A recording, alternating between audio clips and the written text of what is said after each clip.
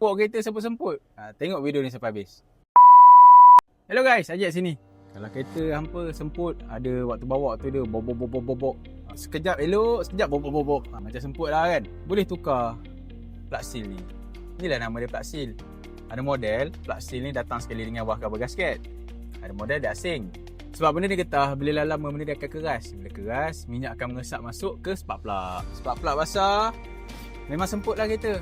Itu pasal kalau kata kereta semput, datang kat kita akan check dulu. Kita tengok spark plug ni basah ke tak. Kalau basah, kena tukar lah dia punya plug seal. Selalu kalau kita dah buka plug seal ni, kita tukar lah tu buah cover gasket ni. Untuk certain model, dia punya plug seal ni terbenam dekat dalam buah cover. Itu memang kena tukar buah cover seketul lah. Tak disarankan kita tukar buah seal saja, kena kopek-kopek keluar. Sebab nanti dah akan bocor balik.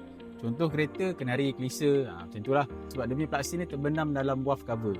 Yang depan kita sekarang ni lori Toyota Tri. Ni dia enjin sama dengan Toyota Fortuner rasanya. Sebab kena petrol, konsep dia sama lah macam kereta juga. Dia kata bila bawa lori ni, bila masuk gear 2, gear 3, tengah tekan minyak dia ada macam semput-semput. Itulah dianya.